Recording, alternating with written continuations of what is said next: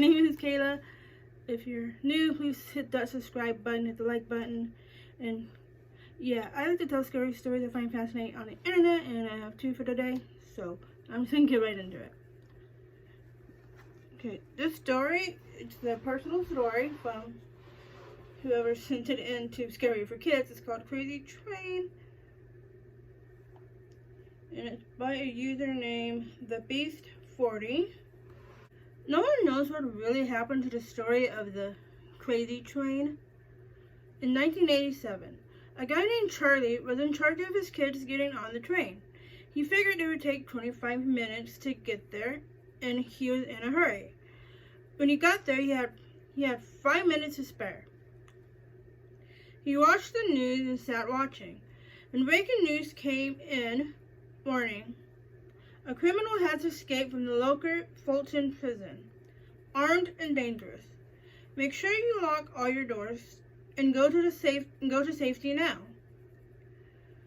Charlie's train was there, and he grabbed his kids and got in the train, and it was dark, and all of a sudden the train came to a stop. Charlie was wondering what was going on. He decided to go investigate and find that the driver had died mysteriously. Charlie walked outside and heard a giggle. He did not know where he was at. The place was abandoned. When he had seen that a video camera was recording, he became more terrified. I lost my place.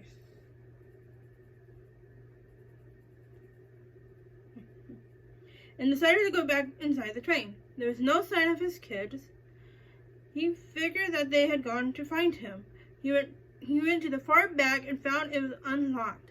When he went in there, he smelled something really bad and found his kids hanging upside down and was tortured with a knife and died from serious injury. Oh my god. Yeah, I don't read this beforehand, so all of this is like surprising to me. Charlie couldn't help but cry. Then there was this note on his kid's back. It read, "Ever heard of me, Charlie?" He passed out and found himself in the driver's seat. He heard evil giggles and decided to go back outside. He found a door and went in to find TVs everywhere. Someone had been watching him the whole time. When all of a sudden, a huge figure he saw with his wife, and he was crying, and went out to kill the man. Charlie went to hit him, but the huge guy didn't budge. When he turned to Charlie and he said, "It's time for a new train driver. Our old one is no good and we need a new one." Charlie then got mad and screamed, "Let her go." The man said calmly, "Kill her now." Charlie didn't know what to do and went insane and killed his wife. Wow. They say that ever since that day, Charlie has been riding the same train, killing anyone he dares to get on board. He hides his victims in the back of the locked room. Every time he puts a body in there, he giggles at the remains of his wife and kids and goes on, until he runs out of time for a new train driver. Oh wow, that was scary. Damn, that was a good one. Beast 40. Okay, I have another story. Okay, second story. This one's called Train Journeys. It's a personal story sent in from someone named Phantom Fangwolf. A couple of X's at the end, in the beginning. Okay. Here's a random scary story I wrote. I don't know what to call it yet. That's what I have on here. Okay. Ben sat in silence on the fast-moving train. Not moving, not looking up from the floor. This was his first day at work, after not leaving his house for 2 weeks.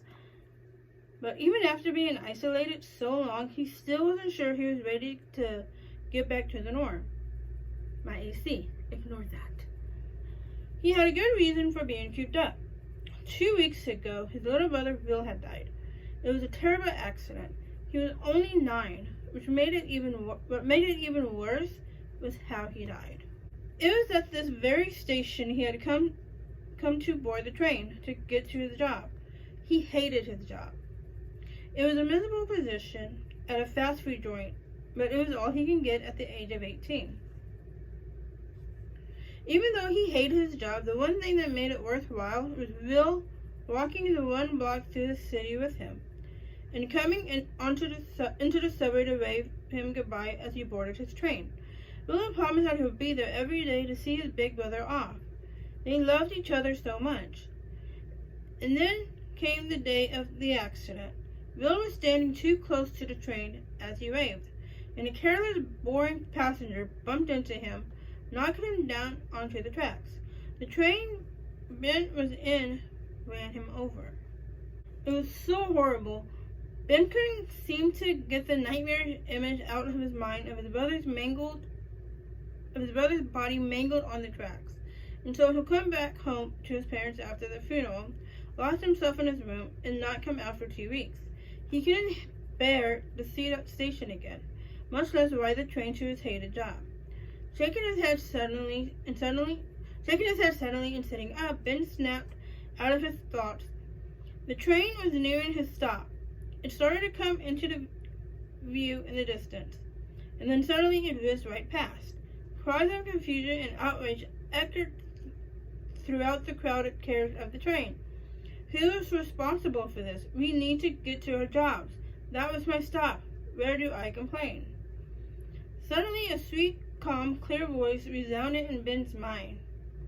I'm here to see you off, big brother. I'm here, it cued. Ben's hands flew toward his forehead. What on earth was that? It had sounded just like Bill. He must just be tired. He had missed his coffee that morning after all. Standing up and picking up his lunch bag, Ben walked toward the operator room of the train. He would be in huge trouble if he was late for work, and he wanted to know why the train hadn't stopped. The train shot past another stop. More angered cries. People were starting to shove each other. You aren't going to work today, brother, but I'm here to see you off. The bear-like little voice spoke again. Stopping for a moment, Ben took off his hat and rubbed his temples. This is all too weird. Was he going crazy? A third stop went by in a blur. The train was almost in full scale right by this point, and Ben was pushing and shoving people aside to get to the control room. Finally reaching his destination, he ran open the doors. All right, I'd like to know what's going on, he started, but quickly stopped in shock. The control room was empty. There was no operator. Who was controlling this train? Ben began to panic. The fourth stop was passed. This is the last stop on the line. The tracks ended not far from here. Ben started to hyperventilate and approached the controls. Located the lever for the emergency stop, he took a deep breath and pulled. It snapped away in his hands. He screamed and dropped the now useless wad. They were going to crash. Seconds before the train smashed into the end of the line, the little voice in Ben's head rang out. Now we can be together forever, big brother. Whew, that was kind of spooky. So I hope you guys liked those stories. Please give this video a thumbs up, subscribe to this channel, comment stories that you would like to hear, and yeah, I'll see you in my next video. And on to the next. Next chapter.